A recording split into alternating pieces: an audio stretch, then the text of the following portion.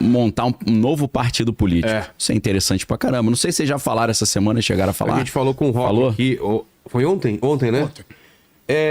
Isso, se quiser começar por isso... Porque a gente tem tem mais partidos, mas o democrata e o republicano são os principais. Tem os independentes também e tal, mas os independentes sempre voltam junto com os democratas, então faz muita diferença. E seria um terceiro partido que ideologia teria? Aí que tá a grande questão. Essa foi a pergunta excelente. Eu não sei se já foi tocado isso, mas eu sei que você gosta que seja, mesmo que tenha sido, né?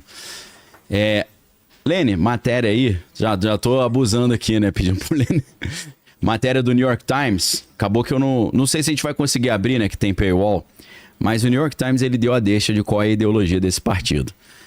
Elon Musk chamou para uma conversa um cara chamado Curtis Yarvin. Curtis Yarvin é um mentor de toda essa galera da nova direita do Vale do Silício. O problema é que esse cara... Não é mais a direita, aquela tradicional... Ronald Reagan e tal. É uma nova direita. Muito pelo contrário, é uma direita que eu acho que finge que é direita, porque não é direita nem esquerda. Os caras são, no final das contas, e é fácil você comprovar isso, monarquistas. O quê? Monarquistas. Curtis Yarvin é um monarquista, mas assim, ele dá uma descalibrada na ideia de monarquismo, né? Ou de monarquia. Porque ele diz o seguinte, um CEO é um monarca.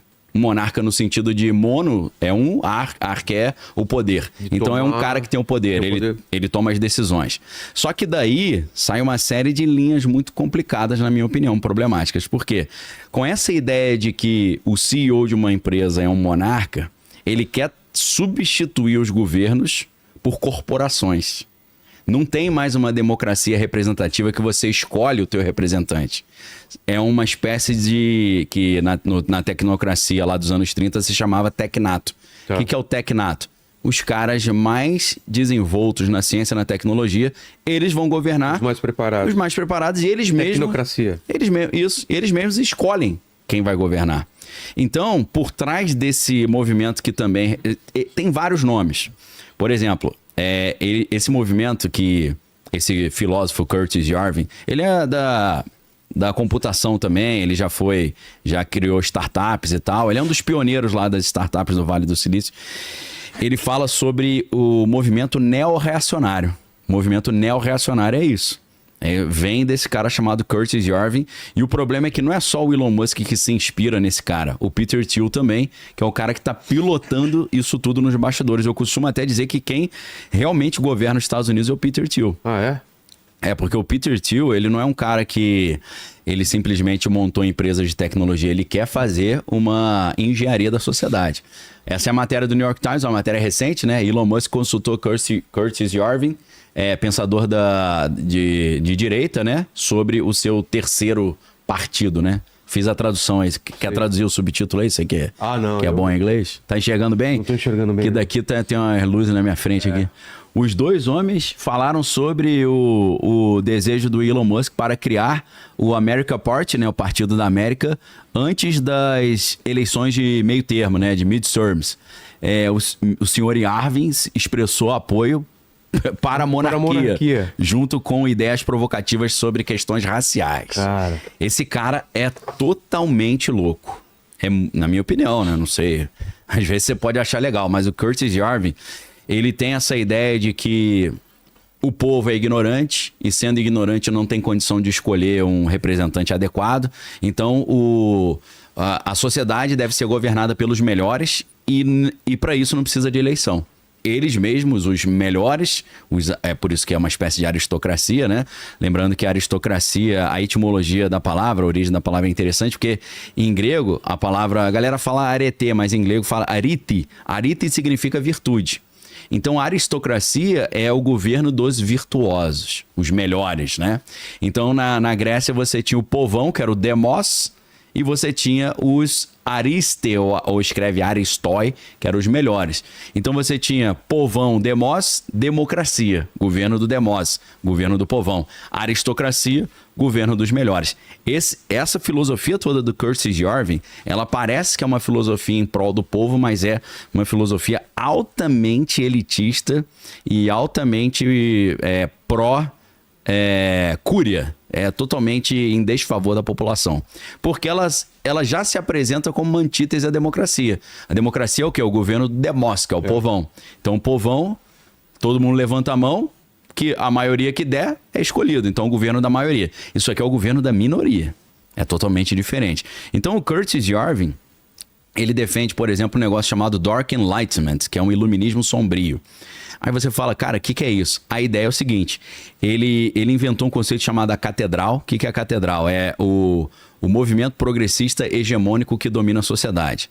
Então a ideia dele é você derrubar a catedral, que é esse governo, é esse sistema progressista hegemônico, e substituir isso por um iluminismo sombrio. Só que o iluminismo sombrio, na verdade, é a mesmíssima ideia do Fórum Econômico Mundial, do Klaus Schwab, do capitalismo de stakeholder. O que é o capitalismo de stakeholder? É o nome de um livro interessante, né? Primeiro livro aí, galera, os escribas, anotem aí, né? Porque a gente cita... É engraçado, deixa eu até abrir um parênteses, né? Eu cito uns 50 livros, aí o cara fala, ele não cita a fonte. Imagina se citasse, né? O cara quer dizer que é a fonte da juventude, meu irmão. Essa aí eu não tenho, né? Aí é difícil. Então, primeiro livro, Capitalismo de Stakeholder, do Klaus Schwab. Qual é a ideia do capitalismo de stakeholder? É o contrário do capitalismo de shareholder. O que é o capitalismo de shareholder? As empresas, as corporações, servem aos interesses dos acionistas e acabou. A sociedade que cada um que se vire, né? Tipo, quem tem filho grande é girafa. Vai se virar, meu amigo. O Klaus Schwab, ele não gosta dessa ideia. Ele quer o capitalismo de stakeholder. O que é stakeholder? Ao contrário do shareholder, que é o acionista, stakeholder é todo mundo que é impactado pela corporação ou que tem um interesse nos resultados da corporação. Então, através desse raciocínio de substituir o capitalismo de acionista pelo capitalismo de stakeholder, ou capitalismo de, vamos traduzir os termos, né? Capitalismo de acionistas ou capitalismo de partes interessadas. Qual é a parte interessada? A sociedade inteira. Então, para essa ideia do Fórum Econômico Mundial, do Klaus Schwab, as corporações devem servir a toda a população e não apenas aos acionistas da empresa, e no final das contas as corporações que devem governar os países. E na verdade você vai ver que para o Curtis Yarvin a ideia é você acabar com o conceito de Estado-nação e você montar megacorporações continentais. É como se um sistema tecnológico organizado por esses cientistas top de linha, governassem continentes inteiros. Essa era a ideia original, aí você vê a coincidência entre as ideias. A gente está comparando aqui uma proposta do Klaus Schwab do Fórum Econômico Mundial com uma proposta do filósofo Curtis Yarvin com a própria proposta do movimento tecnocrático que floresceu no Canadá nos anos 30, capitaneado pelo avô do Elon Musk, que era o Joshua Norman Haldeman. Ele propunha exatamente isso. Substituir o dinheiro por um crédito de energia, substituir a democracia representativa por um tecnato, que não tem eleição, os melhores governam, tipo aquela república, os reis filósofos da República de Platão, e isso seria governado todas as Américas, América do Norte, América Central, América do Sul. Eles governariam as Américas inteiras. Só que naquela época, nos anos 30, não havia tecnologia suficiente para você governar os continentes americanos inteiros e monitorar todo o consumo e a produção de energia individual. E substituir o dinheiro físico por um crédito de energia. O problema, para mim é um problema. O problema é que hoje existe tecnologia possível para fazer isso. Substituindo o dinheiro físico pelo dinheiro digital, montando um sistema de monitoramento global para monitorar o que está todo mundo comprando e vendendo. Você restringir a compra ou a venda de alguma forma, por exemplo, não é interessante que você compre muitas passagens de avião porque emite muito gás do efeito estufa. Então eles começam a cercear a liberdade de compra e a liberdade de comércio, colocando em cima das pessoas uma multa que, na verdade, em vez de ser apresentada como multa, é apresentada como um crédito de carbono. A ideia de crédito de carbono é nada mais do que uma atualização do conceito de crédito de energia lá do movimento tecnocrata. Então, o que preocupa um pouco o Elon Musk, que está querendo criar um novo partido a partir da filosofia do Curtis Yarvin, é que ele está, na prática, trazendo o mesmo plano do Fórum Econômico Mundial, o mesmo plano do do tecnato que fez o seu avô ir para cadeia, porque foi considerado um movimento antidemocrático subversivo, que queria derrubar a ordem vigente, né? Parece mais ou menos o que Marx cita lá no último parágrafo do Manifesto do Partido Comunista, quando ele fala, né? Nós comunistas não temos o desejo de esconder as nossas reais intenções, que só podem ser atingidas por meio da derrubada violenta da ordem social vigente, que trema as nações diante da revolução do proletariado, porque nós não temos nada a perder senão os grilhões que nos prendem, proletários do mundo todo univos. Fiz uma citação aqui porque, né, é importante a gente saber do que a gente está falando. Então, o Manifesto do Partido Comunista, com essa proposta que Marx traz de um socialismo internacional, é um socialismo que permeia o mundo inteiro, tinha outras contrapropostas também, que eram igualmente ali... que advogavam também pela derrubada da ordem vigente. Então, não foi por acaso que essa proposta do movimento tecnocrático ela surge exatamente pós-crise de 29. Porque surge uma desilusão com o capitalismo. Depois da crise de 29, a década de 30 inteira é uma década chamada de uma década perdida, uma década sombria, né, que é a Grande Depressão. E é claro que nesse momento de crise, que surgem essas ideias malucas, né? A Alemanha também, com o Hitler, surge nesse período, se fortalece nesse período. Então, o problema é que parece que o mundo está caminhando para uma nova crise global financeira também, devido às tarifas do presidente Donald Trump. E isso pode gerar o ambiente favorável para o Elon Musk conseguir emplacar uma ideia maluca dessa. Obrigado aí, a galera botou stakeholder capitalism, né? Capitalismo stakeholder. Tá em inglês, mas tem em português. Tem o Capitalismo Stakeholder para quem quiser adquirir.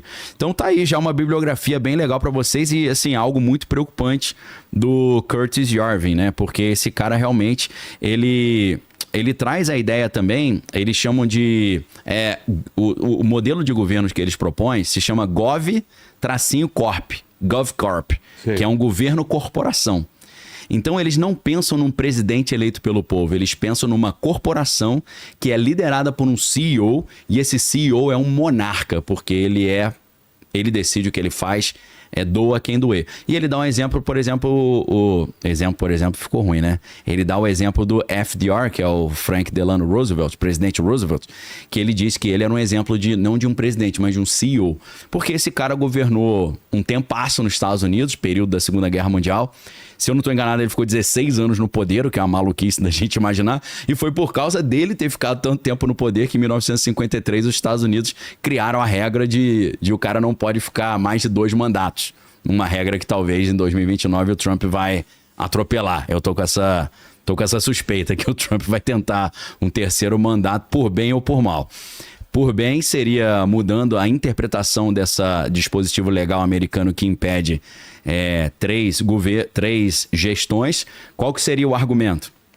O Trump governou de 2017 a 2020, aí saiu, depois ele volta agora em 2025. Então a ideia da jurisprudência ou da hermenêutica jurídica é interpretar o texto que fala que não pode haver 3 governos, 3 mandatos, ele vai tentar dizer não pode 3 consecutivos. Eu não tive 3 consecutivos, eu pulei um. Sim. Então eu posso ter 2 consecutivos.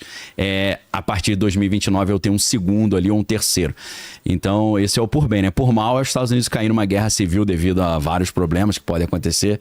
E isso, assim como o Zelensky, aproveitando a guerra na Ucrânia, cancelou as eleições ucranianas, declarando estado de guerra. Talvez os Estados Unidos, num cenário caótico em 2029, o presidente Trump pode também trazer para si poderes excepcionais e cancelar ou adiar as eleições. Então é um cenário meio estranho.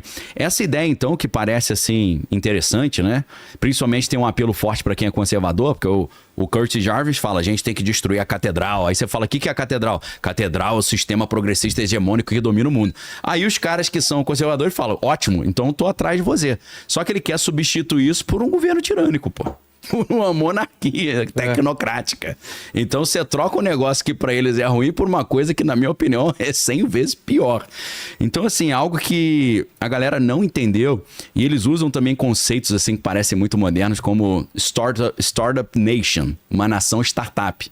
Porque uma startup é governada por um CEO, né? Então eles falam, não, o exemplo que ele fala é o seguinte, você imaginar a Apple governando os Estados Unidos ia bombar, ia ser uma maravilha. Agora você imaginar o governo a parte de computação do governo estadual da Califórnia governar a Apple ia falir a Apple, né? Então a proposta dele é essa. Imagine como seria lindo, em vez de você ter um presidente eleito pelo povo, você pegar um cara competente como Tim Cook e botar para governar os Estados Unidos. Aí você fala, mas botar quem, meu irmão? Quem que vai escolher?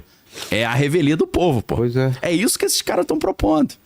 Então, assim, eles gostam muito da figura, por exemplo, de Júlio César, como tirano, né? Júlio César era um tirano de Roma, né? Ele implementou uma ditadura em Roma.